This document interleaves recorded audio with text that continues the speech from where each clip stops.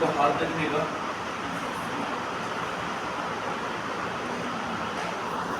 Extremities के अंदर यहाँ पे देखो कितना अच्छा लिखा हुआ है, बच्चे पढ़ते नहीं तो यूज नहीं करते इसको। अच्छा हाइपोथीनियल इक्विसेस राइट रेट पूरे हाथ में ना पूरे पावरलेस, एकदम वीक, कार्डियक आउटपुट एकदम कम हो जाएगा। सडन फ्राइट, सडन सरप्राइज, आज भी बताने वाला हूँ कि जो इमोशन एकदम सडन है ब्रेन के लिए कैसा है, देखो नर्वस सिस्टम के लिए प्लानिंग बहुत इम्पोर्टेंट, और प्लानिंग में कुछ डिस्टर्बेंस हो रहे तो और नर्वस सिस्टम आपकी रिएक्शन देगी थोड़ा थोड़ा।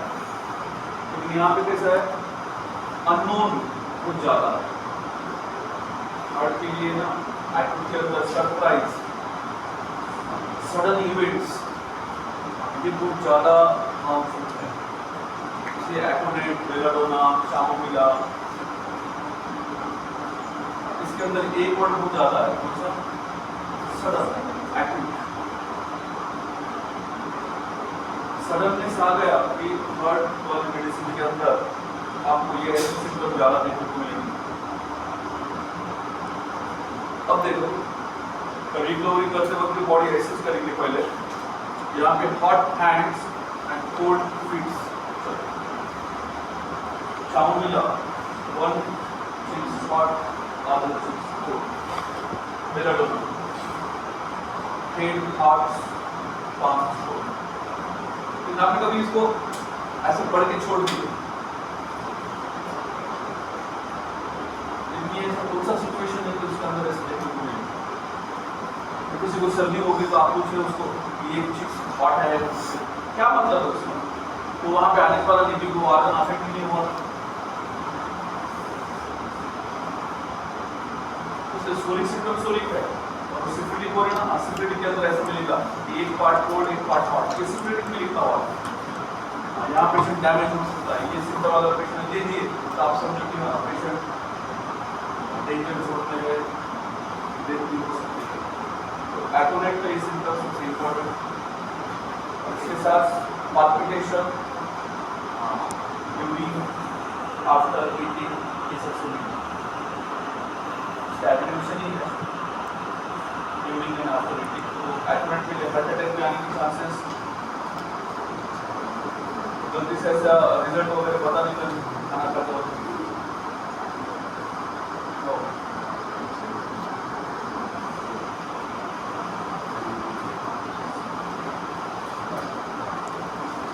Violent emotion,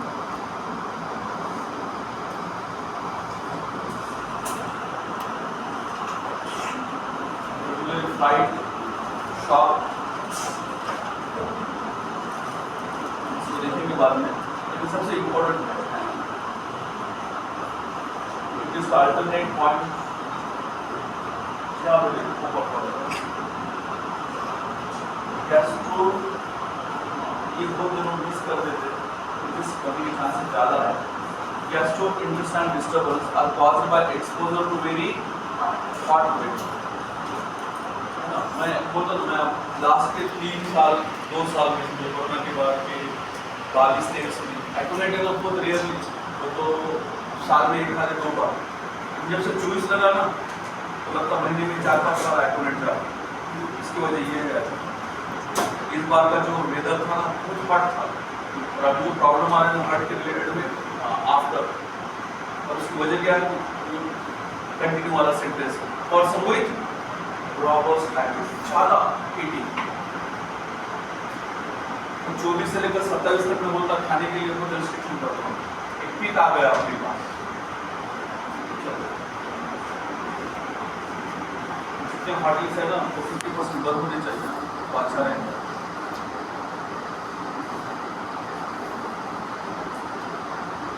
complain after surgical shock और इंजुरी, ये भी ज़्यादा बढ़ गया। चेक्ड पर्सपिरेशन, ये भी है। Remote effect of flight, cries out and grabs the matters and ये सिम्टम्स बहुत कैंसर का है, लेकिन बाकी कभी बनाऊंगा तो जरूर कॉम्प्लिकेट है, याद रह जाएंगे।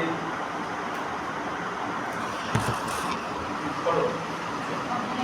Complaint caused by exposure to cold, dry weather, especially कैसा हर एक मेडिसिन का मालूम होना चाहिए कौन से सीजन में कौन सा मेडिसिन का कौन सा पार्ट ज़्यादा अफेक्ट है, सब कुछ दिया हुआ है, सब कुछ देखिए नहीं बोल के सब कुछ नहीं, तो एक्यूरेटली आपको सब मालूम है। Restlessness, fear, anxiety, fear of death, है ना, और क्या प्रिडिक्शन ऑफ टाइम प्रिडिक्शन,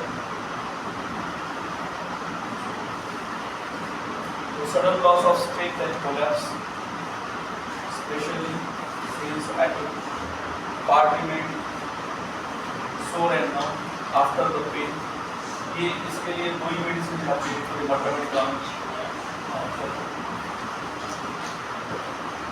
इसके लिए दो ही मेडिसिन है, पार्ट रिमेन सोर और numb after pain, painless part is numb, चामुंडा एंड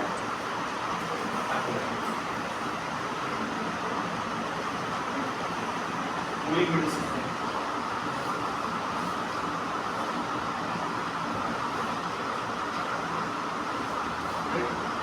तो याद रखिएगा, बताया इसकी वजह हाथ में क्या हर्ट की तरफ जा सकते हैं ऐसे कुछ पार्ट, पर्टिकुलरली लेफ्ट साइड में ज़्यादा आना चाहिए, क्योंकि राइट साइड में आया तो भी एक बार हर्ट ऐसे ऊपर कुछ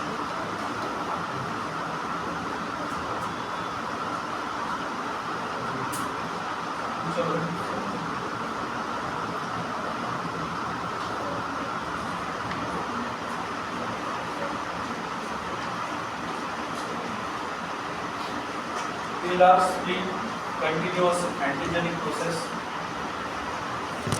अपने शॉर्ट फॉर्म देते थे एंडोकार्डाइटिस, एंडोकार्डाइटिस के लिए फ्यूचर में पहला अपने लिखे स्प्लीन भी होता है, हार्ट विद स्प्लीन ना glandular environment, embolic manifestation, lungs के अंदर कुछ रहा तो लंग्स के सिम्टम आएंगे, हेमोक्राइसिस, chest pain, shortness of breath, kidney में रहा तो हेमेचूरिया, एंडोकार्डाइटिस विद हेमेचूरिया, कल भी बताया था हमने, pericarditis with nephritis, pericarditis with प्लूराइटिस, right, ये सिम्टम आ सकते हैं, तो ये आईसीयू लेवल पर रहेंगे तो मेडिसिन को वैसे ही जानी चाहिए।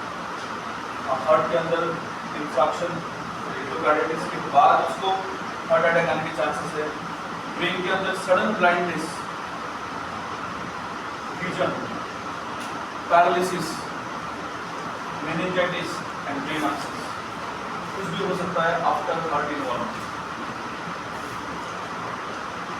कल का माइट्रल इरिटेशन वाला पेशेंट अगर बार बार जो आ रहा अपने पास उसका आवाज पूरे तरह से लॉस हो गया तो ब्लड प्रेशर इंक्रीज होने की वजह से अभी पता चला कि उसको ऑपरेशन का बलूडिंग करने का है, लेकिन एज के हिसाब से कर नहीं सकते, लेकिन उसको बात ही नहीं करनी है, और थोड़ा भी इमोशन ना समझो उसको ऐसा बुरा भी लगा एकदम ब्लड प्रेशर डाउन,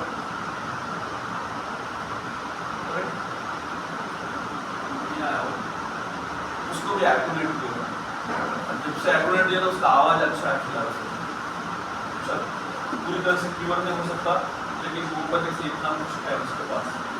कॉम्प्लिकेशन में first most common due to damage to the aortic and mitral wall, 100% chronic heart failure के अंदर केस है। एम्बोलिक एपिसोड आएंगे, ischaemia and necrosis of organ, irregular beats, glomerulonephritis and stroke, paralysis भी आ सकता है,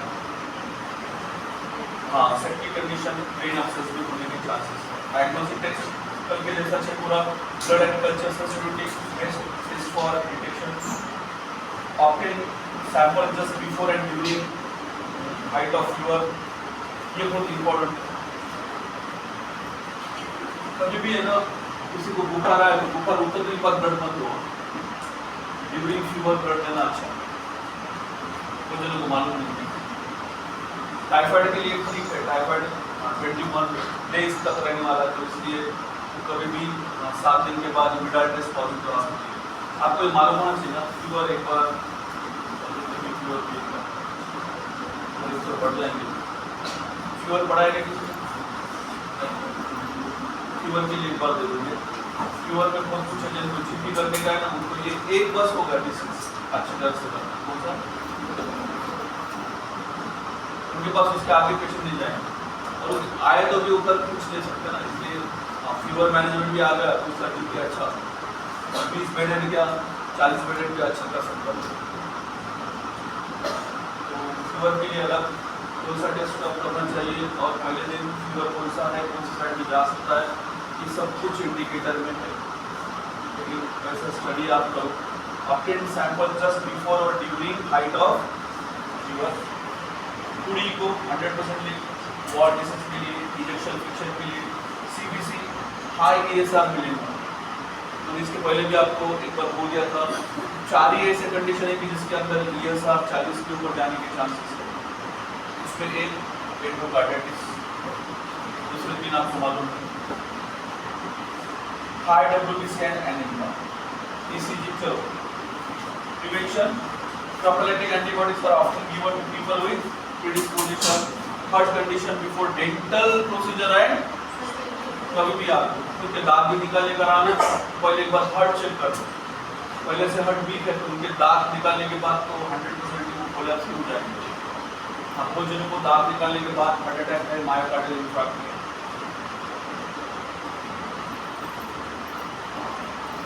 कान के साथ में पहले जनरेशन बता दिया था, आंखों के साथ भी हो गया अभी, आंखों के अंदर ब्लीडिंग होने वाली है, राइट।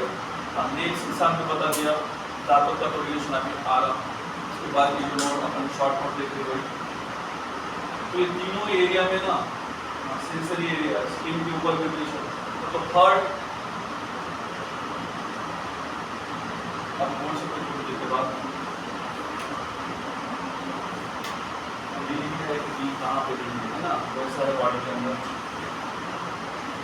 हर जगह पे है, उसका असर हर जगह पे दिखने वाला है। रेस्पिरेटरी, यूरिनरी एंड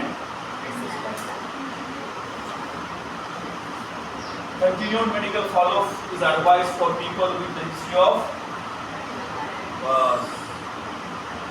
ऐसा अपन ने मायोकार्डाइटिस में नहीं लिखे, पेरिकार्डाइटिस में नहीं लिखे, लेकिन एंडोकार्डाइटिस एक बार हो गया तो उसको बार-बार फॉलो देना बहुत जरूरी है। ये कभी भी कुछ भी दे सकते हैं, इसलिए एंडोकार्डाइटिस का डेंजर। प्रॉपर ओरल हाइजीन इसके लिए तो ज़्यादा इम्पोर्टेंट है।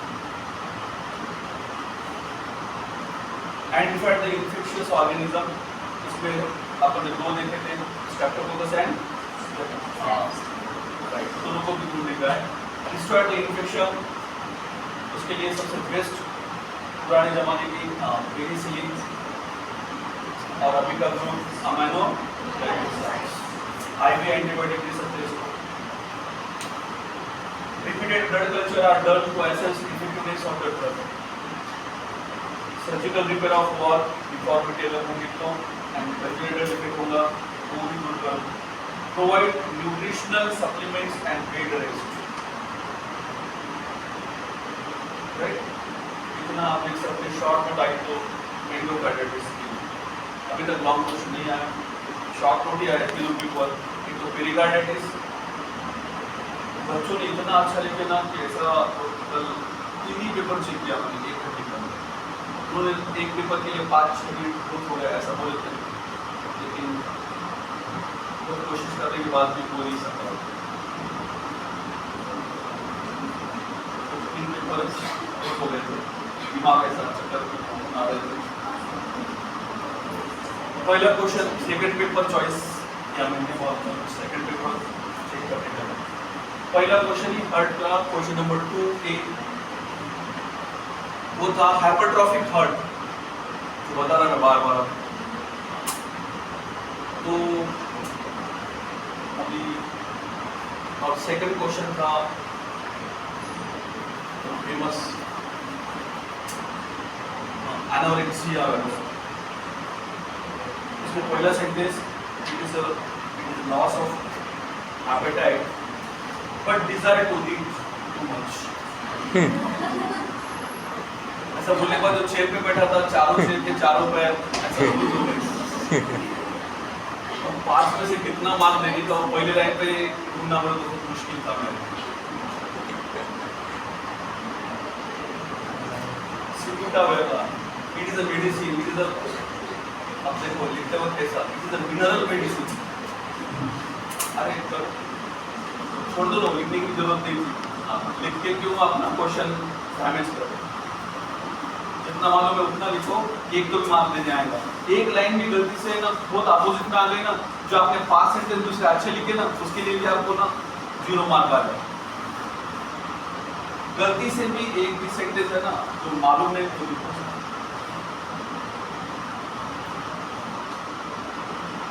और वो भी पहले सेंटेंस में लॉन्ग क्वेश्चन आया था इपिलेप्सी। अब इपिलेप्सी बारे में क्या बताऊं? गाउट एक बच्चे एक इसका पेपर जब पहला क्वेश्चन उसने गाउट बोला, गाउट तो इजी है और देख सकते हैं। Gout is a disorder of thyroid. अरे वाह, तो सिर्फ मेरा थायराइड नहीं हुआ, हार्ट बढ़ा रहा बोल के मैंने इमोशन कंट्रोल कर लिया। ठीक है, उसको ठीक है। अब कैसा उसको पास करना बहुत मुश्किल। पेपर हार्ड नहीं था, पेपर तो इजी था। आपको मालूम है चारों में से एक आने वाला है, गाउट है तो रोमांटिक एक्टिविटीज में जो। और मैं 100% बताऊँ, बॉम्बे के भी पता है।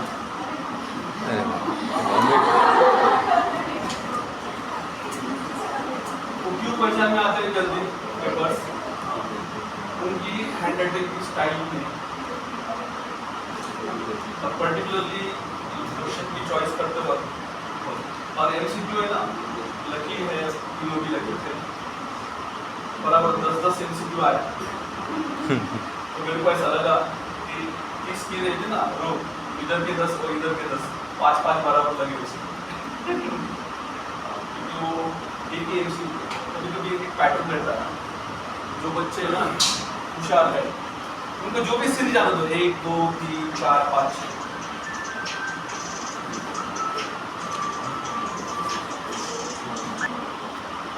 जो आंसर रहते ना, एक बार वो जो 20 क्वेश्चन है, एग्जाम्पल में देता आपको, उसमें थेरेपेटिक्स में 10 थे। अब थेरेपेटिक्स के आंसर में बताता आपको कौन कौन से डर थे।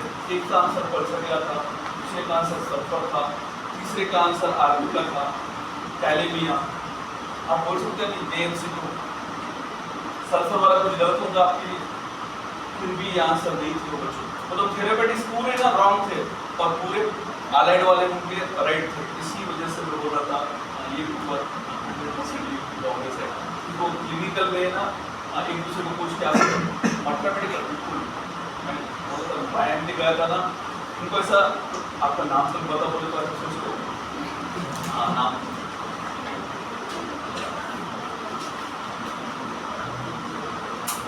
वहाँ पे मैडम की डिसिप्लिन थी। फिर तो मैंने मैडम को बोला आप पास कर रहे, आपका ऐसा ही पहले ही बोले हुआ एक बार बिग हर्ट है उनको बात बहुत बुरी लगी, लेकिन फिर भी उनको बताना बहुत जरूरी था कि बच्चे कितने अच्छे हैं। बहुत फ्यूचर टैलेंट है। मैं बोलता ना ऐसे कॉलेज से बनने चाहिए, बनने अपनी बिल्डिंग तो भी ठीक है। एक इसमें ना उनके 3 डिपार्टमेंट तो बोला तो कैंटीन में भी वाइवा ले सकता आपको। मैंने ऐसे उनको बोला मैडम थी, उनको सामने दिखाया। वो मैडम थोड़ा सा बच्चों को पूछने की मैडम मैं बाहर गैलरी में भी ले सकता, नहीं तो कैंटीन में जाके भी ले सकता। तो ये बुरे हाल। तो आप अच्छे लेवल पे हैं, 3 ही पेपर चेक किया आपने और खुद होगा और कुछ पढ़ूंगा तो लेक्चर देना मुश्किल हो जाएगा। फिर इतना अच्छा पढ़ाई तो फायदा नहीं था। वो बच्चों को एक इतना लिख के 1-1 मार्क देना पड़ता है। क्या जिन्होंने अच्छा लिखे तो उनके कम तक 5-5 मार्क देने चाहिए। थोड़ा सा टेक्निकली है,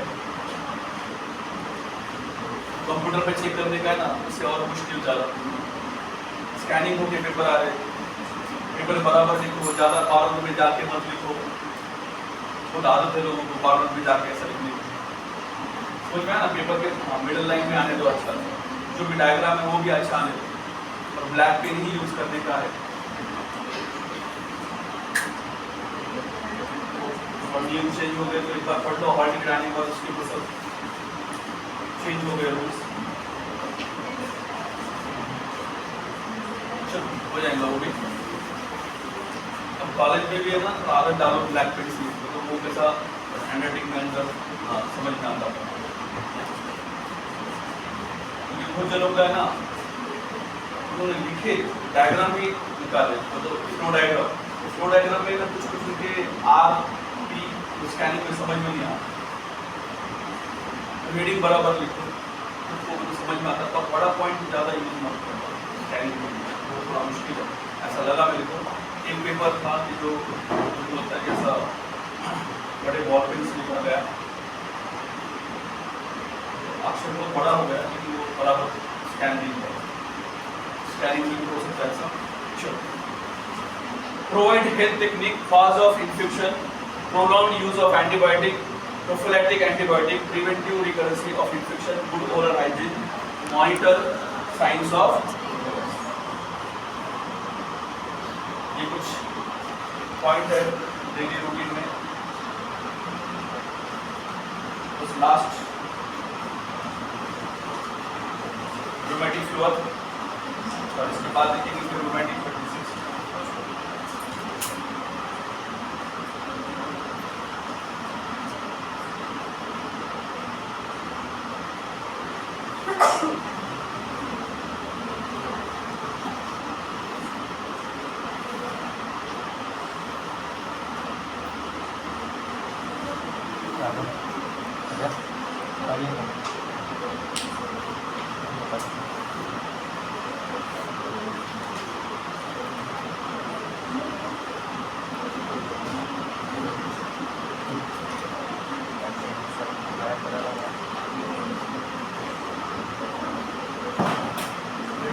मेडिसिन रूमेटिज्म के लिए आई थी 4 मार्क, तो क्वेश्चन नंबर 3 में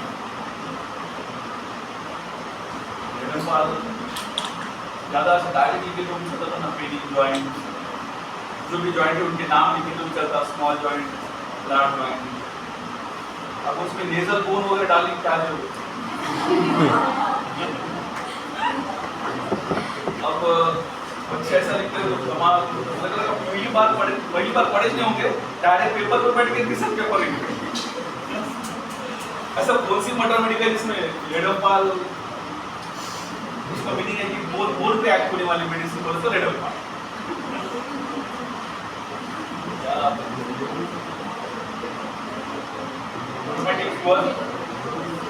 It is an acute or chronic systemic inflammatory process characterized by attack of high fever, polyarthritis and severe carditis, valvular damage, particularly wall damage हो जाएंगे जो अपन देखे स्टेनोसिस निगर्नेशन के अंदर।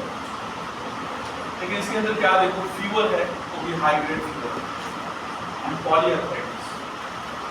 बहुत जनों को यही सीजन है आज जो अभी चाल रहा है, hot days of the rainy season के अंदर उसका पहला अटैक रहेगा रूमेटिक फीवर।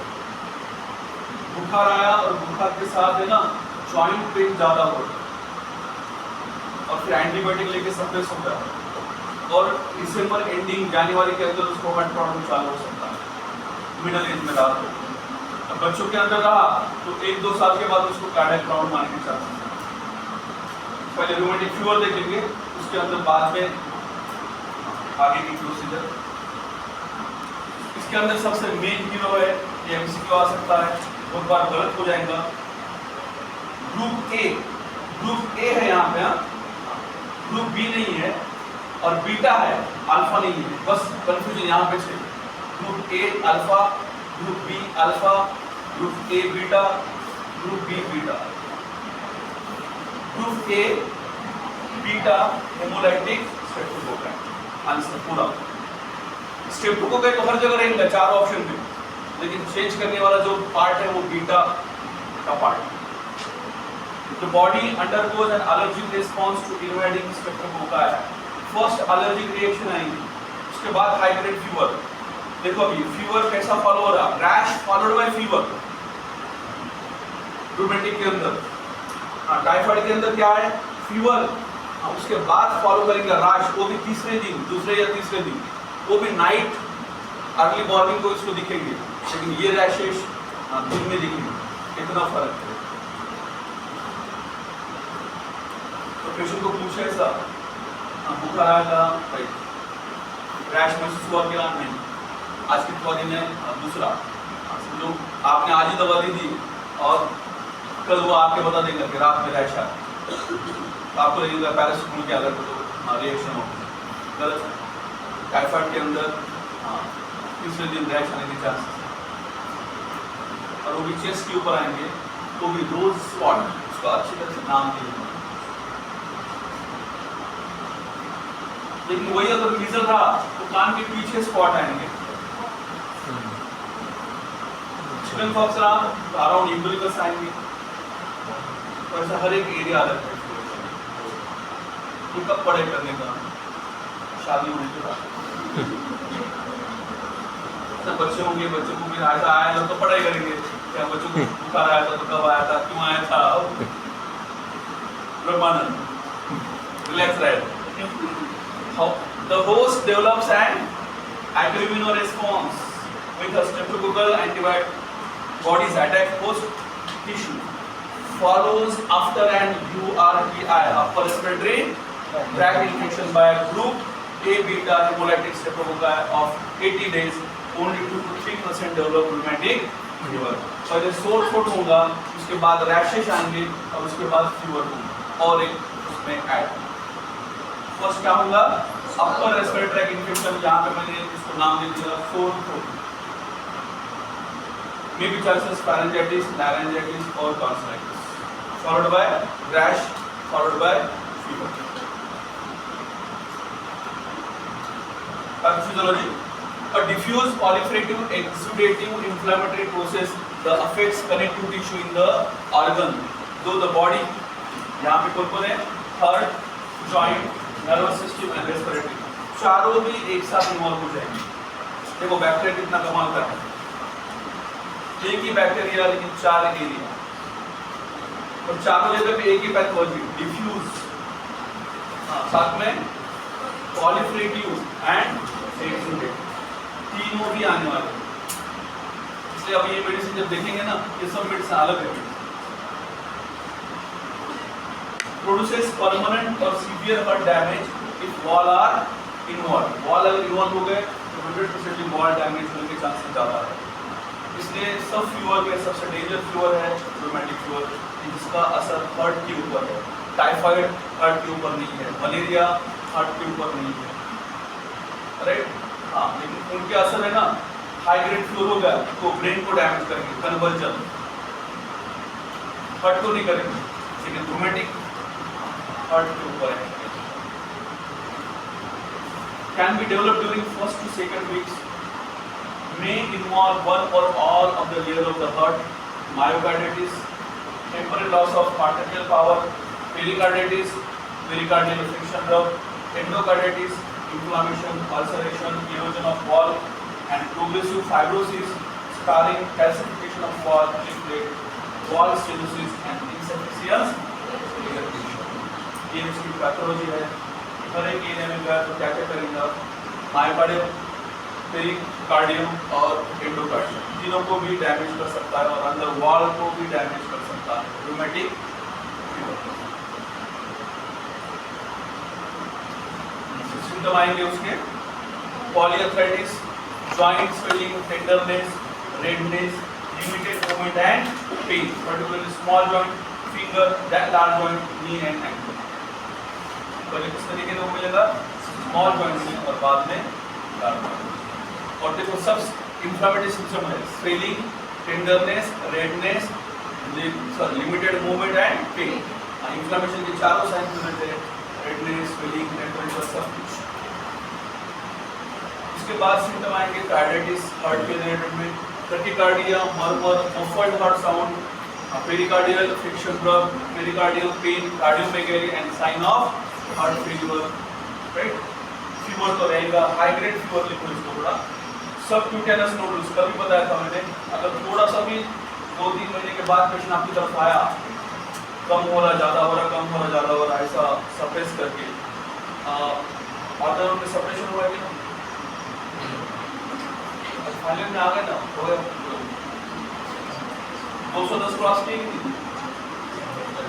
200 किए ना, सप्रेशन नहीं बताया। होम्योपैथी में सबसे इम्पोर्टेंट वही है ना, सप्रेशन है। नहीं हो गया जब हुआ, लेकिन याद नहीं तुमसे ज़्यादा मैं करी असं नाही क्यों वाचलं नाही डायरेक्ट म्हणजे डिस्कशन गेलेला 180 ते 200 पर्यंत वाचून घ्या। जसं याचे रॉबर्ट्स मध्ये ना चॅप्टर आहे सप्रेशन, ओके, तो 100% होमिओपॅथिकवाल्यांना रूपात असतो। तुम्हाला एखादा ॲलोपॅथ तुमच्याजवळ ट्रीटमेंट घ्यायला आला तर त्याला त्या बीट्समध्ये सगळे पॉईंट सांगा, त्याला कळायला बरोबर, आणि त्याच्यामध्ये हे एक्झाम्पल सगळं बेस्ट करून जाईल। रोमॅटिक हार्ट डिसीज, ज्या मुलांना स्टोन होत असते, त्यानंतर जॉईंट प्रॉब्लेम असते, त्यानंतर त्यांना हार्ट प्रॉब्लेम होतात, त्यांना बॅक्टेरिया जर फोर्थ रोड पाशी आहे, तुम्ही अँटीबायोटिक दिले की तिथून तो निघणार आणि तो जॉईंटकडे येणार, तिथं पण त्याची कॉलनीज, तो आधी जॉईंटला डॅमेज करणार, जॉईंटला आपण अँटीबायोटिक जास्त सिव्हिअरपणे द्यायला लागले की मग तो फाट पडला, त्याला सप्रेशन। आणि सप्रेशन रॉबर्ट्सनं लिहिले, एकदम बेस्ट आहे, एकदा वाचून काढा सगळ्यांनी। सबक्यूटेनस नोडुल्स त्याचं एक फॉर्मेशन आहे, स्मॉल पेनलेस फर नोडुल्स, पर्टिक्युलरली एल्बो जॉईंट। काल तर सांगितलं होतं मी तुम्हाला, एक स्किन प्रॉब्लेम येतो, तो स्किन प्रॉब्लेम आहे एरिथेमा मार्गिनेटम। आपण लगेच त्याचे फोटो घेऊ आपण। नॉन प्युरेटिक रॅश, बघा ते रिंगवर्म असते, पण रिंगवर्म मध्ये इचिंग जास्त असते, मी काल सांगितलं होतं, पण इथं इचिंग नसते, म्हणजे हर्टच्या स्किन प्रॉब्लेमला इचिंग नाही, होमोसिफिलिटी। मॅक्युल्स ऑन द ट्रंक, बघा एरिया बघा, लोकेशन। त्यानंतर inner aspect of extremities, macules joined together looks like a chicken wire appearance of skin, एकदम लूज स्किन होऊन जातात एकदम। कोरिया, कोरिया दोन टाइपने सांगितलेला आहे, एक सिकम्स कोरिया, दुसरा आहे वाइटस डांस हर्निया कोरिया। नर्वस डिसऑर्डर, इनवॉलंटरी गेम्सी and jerky purposeless movement, late stage of the disease, म्हणजे हात इनवॉलंटरी मूवमेंट होतात, पण कोरियाचा अर्थ होतो रिदमिक मूवमेंट्स, म्हणजे इरेग्युलर नाही, एक हात खाली एक हात वर, असं रिदमिक एकदम रिदम मध्ये चालणार, आणि पर्पजलेस आहे, तुम्हाला लगेच कळू शकते की ॲबनॉर्मल आहे। ॲबडोमिनल पेन फक्त लिव्हरमुळे, इन्लार्ज झाल्यामुळे, आणि मायनरमध्ये थोडंसं बॉडी म्हणजे मायलेज, वीकनेस, वेट लॉस, ॲनोरेक्सिया, एपिस्टॅक्सिस सुद्धा होऊ शकते, ESR वाढू शकतो, DC काउंट वाढू शकतो, आणि इव्हिडन्स ऑफ स्ट्रेप्टोकोकल इन्फेक्शन, त्यामध्ये ASO पॉझिटिव्ह, हा ASO पॉझिटिव्ह आला समजून घ्यायचं की हार्टकडे 100% जाणार आहे। तुम्हाला डाऊट आला ना की रुमॅटिक फीवर आहे तर ASO ट्रायटर लिहून द्यायचं, थोडं महाग आहे टेस्टमध्ये, पण करून घ्या। किंवा मग थ्रोट कल्चर करा, स्वॅब टेस्ट, त्याच्यामध्ये तुम्हाला कोणता बॅक्टेरिया सापडू शकतो, स्वॅब करा। ज्यांना टॉन्सिलायटिस अधिकरण होतात त्यांच्यासाठी हे कंपल्सरीमध्ये राहील। A person is diagnosed with rheumatic fever if he meets 2 major criteria, 1 and criteria 2, आपण बघू त्याला नाव ठेवलं आपण Jones criteria, the management steroid, aspirin joint पेनसाठी आणि फीवरसाठी, आणि antibiotic particularly penicillin and erythromycin. आता इलेक्ट्रोमायसिनच्या जागी ॲझिथ्रोमायसिन घेतलेला आहे, ओके, ॲझिथ्रोमायसिन जास्त यूज होते। Prevention of disease offers to protect the heart against damaging effect of carditis, आणि इंटरव्हेन्शनमध्ये बेड रेस्ट म्हणजे मिनिमाइज करायची त्यांची cardiac demand, high protein diet, high calorie, high vitamin but low sodium, असं लिहायला शिकतात, थोडं 5 मार्काचे क्वेश्चन। सिंपल आहे, पण असं दिसलं तर थोडंसं एक वाक्य चुकीचं जरी असं तर मार्क द्यायला कमेंटच नाही म्हणून. Adequate nutrition to promote healing. Restricted fluid, जास्त पाणी प्यायला जमणार नाही ब्लड पेशंटला आणि किडनी पेशंटला. Maintain body alert. तर समजा इथं डायबेटिक्स डिझिटॅलिस यूज करू शकता आणि प्रोफायलॅटिक पुढे होऊ नये म्हणून पेनिसिलिन प्रिव्हेन्शनमध्ये राहू शकते. पेनिसिलिन नेहमी चेक करूनच द्यायचं आहे. ओके. आणि डेंटल प्रोसिजर बिलकुल नाही एकदा हार्ट प्रॉब्लेम आला. लक्षात हे झालं तुमचं पूर्ण कशाचे कुठल्या ग्रुप झाला. आपण बघितलेला इन्फ्लामेटरी हार्ट डिसीज. टोटल किती इन्फॉर्मेशन बघितलं आपण? 7 3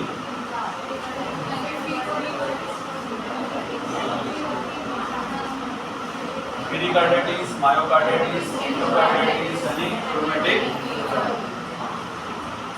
राईट. सगळ्यामध्ये क्वेश्चन आला पॅनकार्डायटिस, म्हणजे सगळ्यांचे सिम्पटम एकत्र करून द्यायचा राईट. हार्ट वॉल डॅमेज परत द्यायचा.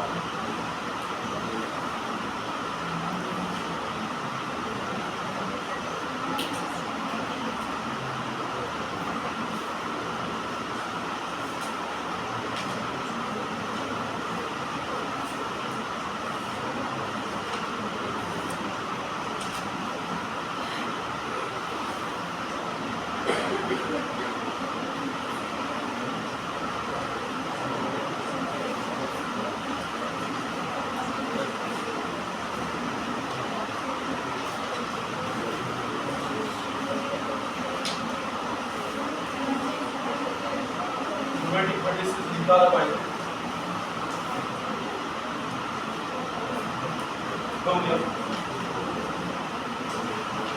याच्यासाठी स्पेशली क्लिनिक पण काढू शकता.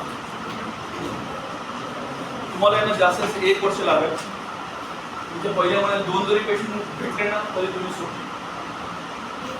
एवढं सुखी पुढचे जेवढे वर्ष प्रॅक्टिस करतो मला तेवढ्या वर्ष तुमच्याकडे पेशंट असतात आणि काहीच सापडत नाही. 5,000 जरी फीस दिलं तरी सापडत नाही. तर सध्या 10,000 रुपये फीस चालू आहे.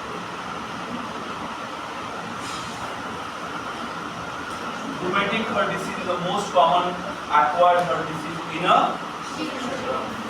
खास आता पेडियाट्रिक मध्ये सगळ्यात जास्त हार्ट प्रॉब्लेम मध्ये हा प्रॉब्लेम आहे रुमॅटिक.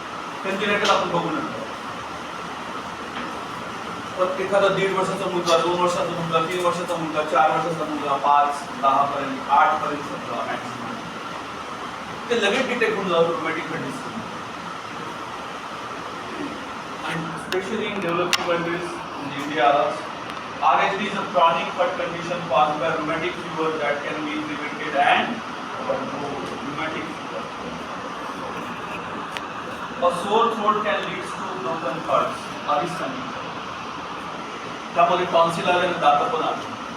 पुन्हा कालच सांगितलं की दात पिकले म्हणजे हार्टकट जाऊ शकतो. आता रिलेशन काय पण सांगते का? चांगलं दाता आणि हार्टचं रिलेशन आहे. कान का तो बता दिए कि अभी दांतों का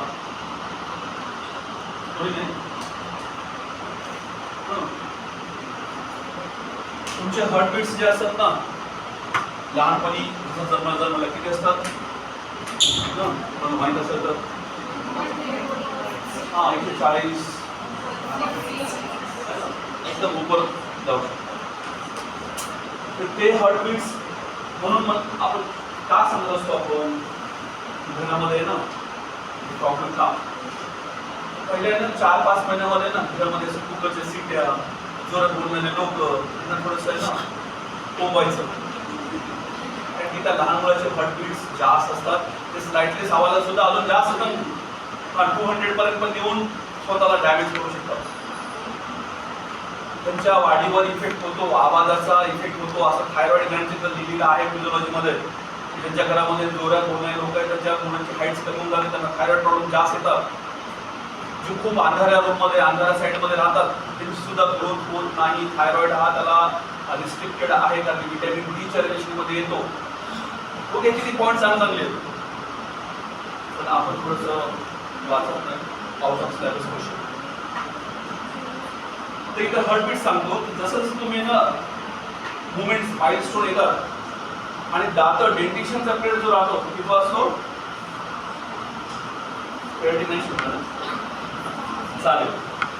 पहिला दात जो असतो तो 8व्या महिन्यात यायला पाहिजे है ना, 7वा एंडिंग म्हणजे 8व्या महिन्यात यायला पाहिजे. 8 ते 10 महिन्यामध्ये त्याला 1-2 दात यायला पाहिजे है ना. त्याच्यावर भरपूर कहाणी आहे माहिती आहे ना, खालचा दात आला कोणाचा आणि वरचा दात आला कोणाचा, चांदीची वाटी त्याला चांदीचं मार, सब कुछ याद है तो अच्छा बात है. सगळ्या स्टोऱ्या खऱ्या त्या म्हणजे वरचे दात आधी यायला पाहिजेत का खालचे दात आधी यायला पाहिजेत, हा सुद्धा हेरिंग्स लॉ आहे. ओके, तो नंतर बघून घ्या, चांगला अभ्यास करा. पण दात यायला लागले की तुमचं हार्टबीट कंट्रोल करायला लागतं आणि तेव्हाच तुमच्या पायामध्ये ना अर्च फॉर्म व्हायला लागतो. फर्स्ट टाइम अर्चेस ऑफ त्या पिरियडमध्ये तो अर्चेस फॉर्म झाला, तुमचं हार्ट जगातलं सगळ्यात स्ट्रॉंगेस्ट हार्ट निर्माण होणार. आणि तिथं जो अर्च फॉर्म नाही झाला की मुलं चालायला उशिरा शिकतात, हार्ट वीक होते, दात उशिरा ते चालले, ते उभा टाकायला सुद्धा भितात, नवीन स्ट्रेंजरला सुद्धा घाबरायला लागतात. तुम्हाला वाटते त्याचा बाप असा आहे म्हणून असं करायला, अजिबात नाही. त्याच्या डेव्हलपमेंटचा तो एरर आहे हे समजायला पाहिजे. तर आईकडे काही जात नाही, पहिल्या 1.5 महिन्यामध्ये जे पण होईल ना ते बाप, पुन्हा आयुष्यात जे करत ते आई म्हणून ठरलेलं आहे. ते स्टोरी आहे, त्यानंतर आपण तो कधी का असं म्हणलं जातं कशासाठी. तर ओरल जे सोर्स प्रॉब्लेम आहे ना तो तिथूनच तयार होतो. आपल्याकडे ना न्यू फूड्सचा जो महिना असतो ना तो 7वा महिना, तो पण त्या दुधावर ठेवलं जातं. आणि जसं दात यायला लागला की मग वरून जे काही तुम्ही नाचणी जे काही प्रकार आहे खाण्याचा, आजकालचे कोणते फूड्स नॅरलॅक्स काय अच्छे वाटे में ना सभी कुछ है उसमें, वो इन्फेक्शन नहीं रहना चाहिए, जैसे उनको सोर थ्रोट होने के चांसेस ज़्यादा. त्याच्यामध्ये अलाउड करत नाही, डोळ्यामध्ये काजळ घालायला आवड करत नाही डॉक्टर लोक, कारण का सोर थ्रोट होऊ शकतो केमिकल. तिथं आईच लगेच तयार होऊन जाते 5 महिने, माया पांढरे केस दिसायले लावले, आपण गेले डोळे आमच्या बाळाचे, केस आहे माझ्याकडं, फक्त डाय लावला तिनं आणि तुला इफेक्ट्स कसे आहे. म्हणजे तुम्हाला ना 3च वेळ असे आहे ना कंडिशन, तुम्ही आयसोलेट राहायला पाहिजे, सॉल्ट रिस्ट्रिक्टेड डाएट असलं पाहिजे, कंपल्शन मध्ये सांगायचं. प्रेग्नन्सी लेडीज मध्ये कंपल्शन मध्ये पहिल्या 3 महिन्यामध्ये ना मीठ हा पूर्णपणे त्याग करायचं, थोडं सुद्धा मीठ घ्यायचं नाही. मी सांगतो ना ओबेसिटी वाढत नाही, प्लेट्स वेळेवर येतील आणि सगळ्यात स्ट्रॉंगली हर्ट राहील स्वतःच. जर प्रेग्नन्सी, कारण का तुम्ही नीट वाचलं नाही हॉस्पिटलमध्ये, सब इव्होल्युशन होताना युटरस नॉर्मल साईजकडे येताना सगळ्यात जास्त फ्लुइड यूज करतात. ही एक अशा प्रकारचं सॅकराइड आहे जेव्हा ते नॉर्मल साईजकडे येताना सोडतंय ते बॉडीला टॉक्सिक नेचर देऊ शकतं. पण सगळ्यात जास्त प्रेग्नन्सी वाढताना तेवढे निगेटिव्ह नसते ती, जेवढं सब इव्होल्युशन होताना निगेटिव्ह होऊन जातं. सगळ्यात जास्त नर्वस ती पार्च्युरेशन मध्ये राहतं. पण आमचं उलट आहे, आमचं नॉलेज असताना ना ते आम्ही डॅमेज करतो म्हणून थोडंसं नंतर सांगतो की कंपॅरेटिव्ह सांगायला गेलं की थोडंसं वेळ जातो. हे कळालं का? Sore throat can leads to किती इम्पॉर्टंट आहे बघा थ्रोट तुमचं हार्टसाठी. Rheumatic fever is an immunological mediated inflammatory disorder which occurs as a sequel of group A, streptococcal pharyngeal infection, beta particularly, multisystem disease affecting connective tissue, particularly of the heart, joint, brain, cutaneous and subcutaneous tissue. Connective tissue disorder आहे. Rheumatic fever not a communicable disease but result from the communicable disease streptococcal pharyngitis. Direct तो नाही, पण फॅरेंजाइटिस मुळे असं होऊ शकतं. RF leads to RHD. Epidemiological point of view, these cannot be separated. So RF and RHD disease of the poor, most prevalent in underdeveloped and developing countries. The clinical course of the rheumatic fever involves a childhood infection with complication in adulthood. Adulthood मध्ये काय होऊ शकतं? Cardiac defect होऊ शकतं. Epidemiology सगळ्यात जास्त commonest age group आहे 5 ते 30, म्हणजे एकदम यंगर एज ग्रुप आहे. वयाच्या 5व्या वर्षापासूनच दिसायला चालू होऊ शकतात. आणि बघा पर्सेंटेज तर भरपूर आहे. 12 ते 65% केसेस बघायला मिळतात दरवर्षी. Rheumatic heart disease is prevalent in range of 5 to 7 per 1,000 in 5 to 50 age group. About 1 million cases of rheumatic heart disease. आता 1 million म्हणजे बघा, परभणीला जर डिवाइड केलं तर 100% 4 ग्रामाचे एक पेशंट होऊ शकतो. RHD constitute 20 to 30 hospital admission due to CVD. म्हणजे कारण एकच आहे, streptococcal infection common in age 5 ते 15, risk factor untreated streptococcal infection, त्याला कारण फॅमिली प्रीडिस्पोजिशन, ओव्हर क्राउडिंग एरियामध्ये राहणं किंवा असणं, poor hygiene, lack of access to medical care. म्हणजे विषयाला कधीच कमी समजायचं नाही आपण. त्याच्यापेक्षा जास्त दाताला जसा हा दाताकडून जास्त अफेक्ट होतो. म्हणून पहिला पॉईंट कॉजमध्ये, पण लहान मुलांसाठी का एवढं ब्रश जरुरी आहे आणि त्यांना का आळस येतो एवढा? Everyday oral activity. पहिलाच point, activities such as brushing your teeth and chewing food can allow bacteria to enter your gums. Far easily जाऊ शकतात. पण लहान मुलांना थोडंसं रात्रीचं पण ब्रशिंग कंपल्शन मध्ये केलं होतं काही पिरियडमध्ये, जेव्हा केसेस जास्त वाढल्या होत्या 2000 ते 2007च्या पिरियडमध्ये. डेंटिस्टवाल्यांनी असं रिकमेंड केलं होतं की पर्टिक्युलर ह्या याच्या मुलांनी 2दा ब्रश करायला पाहिजे, चॉकलेट खाणाऱ्यांनी 3दा करायला पाहिजे.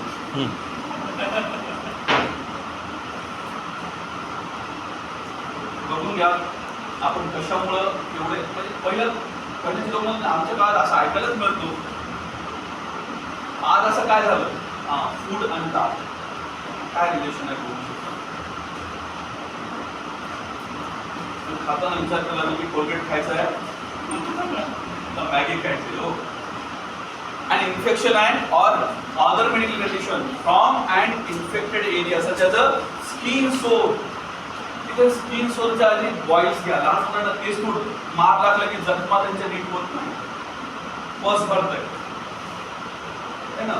त्या इंजुरीमुळं लहानपणी फ्रॅक्चर झाला असेल तर त्याला सोर थ्रोट, जॉईंट प्रॉब्लेम आणि हार्ट डिसीज. म्हणजे स्किन पुढे सुद्धा तो तिकडे जाऊ शकतो. त्याच्या पुढचं gingivitis, gums disease, sexual transmitted infection, हे तरी समजा यंगर एज ग्रुपमध्ये. पण पहिले तिन्ही तुम्हाला टीथ, स्किन आणि थ्रोट हे सगळे अफेक्ट करू शकतात बॉडीला. विकन इम्युनो सिस्टीम, लहानपणापासून समजा अंडरवेटमध्ये डेव्हलप झालेला बेबी, त्याला सुद्धा हार्ट प्रॉब्लेम जास्त.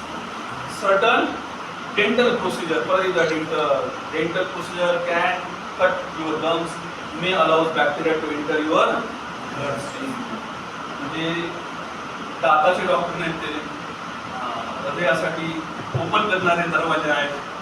दाताच्या दवाखान्यामध्ये एक चित्र असतं बघ हर्टचं, खाली दात दाखवतात आणि वर हर्ट दाखवतात. खूप चांगला सिम्बॉल आहे. आम्ही यहाँ से यहाँ जाने वाले.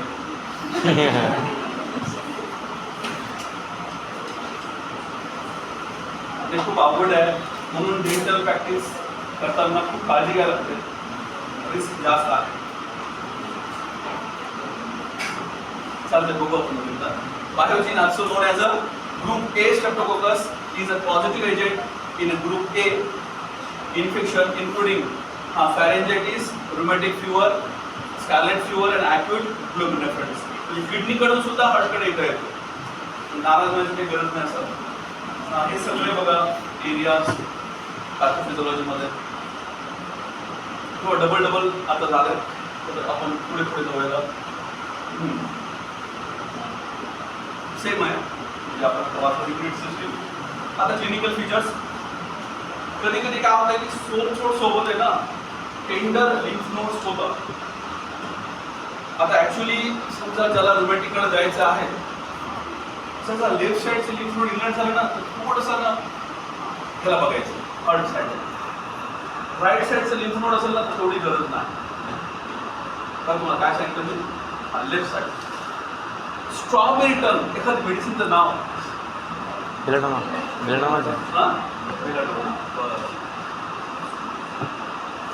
आपल्याकडे 8 मेडिसिन स्ट्रॉबेरी टर्नसाठी आहेत. पण समजा स्ट्रॉबेरी टर्न हे सिम्पटम जर घेतलं आपण समजा रुमॅटिक डिसीजचं तर रस talks is the best medicine. Thick brain like a strawberry. आणि त्याच्यात हार्ट प्रॉब्लेम जॉईंट प्रॉब्लेम सगळं काही आहे त्या रस टॉक्समध्ये. ट्रँग्युलर पण आम्हाला वाटतं की स्ट्रॉबेरी टर्न म्हणजे काय कॅरेटचं सिम्पटम आहे काय क्रोविनचं सिम्पटम नाही. ते सरळ इंडिकेट करायला की रुमॅटिक डिसीज चान्सेस आहेत आपली एजमध्ये. म्हणून स्ट्रॉबेरी खायला शिका. एक्सकोरिएटेड नेअर्स चांगलं सिम्पटम आहे. मला याला इतकं आवडतं हे सोडच्या नंतरचं. नाकात खपल्या तयार होत असतील तरचं सिम्पटम आहे. क्लस्टर्ड लिजन पर्टिक्युलरली एक्सकोरिएटेड नेअर्स. म्हणजे कधी कधी ना इतकी सर्दी होती इतकी ॲक्रिड असतं ना क्रॅक्स पडतात नेल्सला म्हणजे आपलं नाकाच्या आपल्या नेल्समध्ये. इतके मोठे फोड येतात ना ती सुद्धा इंडिकेट करते की हे डिसीज आता जॉईंटकडे जाणार आहे आणि हर्टकडे जाणार आहे. मग अर्लीमध्ये तुम्ही याला चांगलं कमी करू शकता. पेशंट सांगतात की मला आयुष्यामध्ये पहिल्यांदा जेवढी सर्दी झाली त्याच्यामध्ये नाकाला टच केलं की थोडं ओव्हर सेन्सिटिव्ह आणि क्रॅक्स पडतो. हा पॉईंट चालेल. सर आले टॉन्सिलर एक्झुडेट ॲब्डोमिनल पेन आणि more common in winter and rainy season. चांगलं लक्षात ठेवायचं आहे. मेडिसिन 2 मेडिसिन पाठ करायचं रस्टॉक्स आणि रुमॅटिक डिसीजसाठी कॅलेमिया.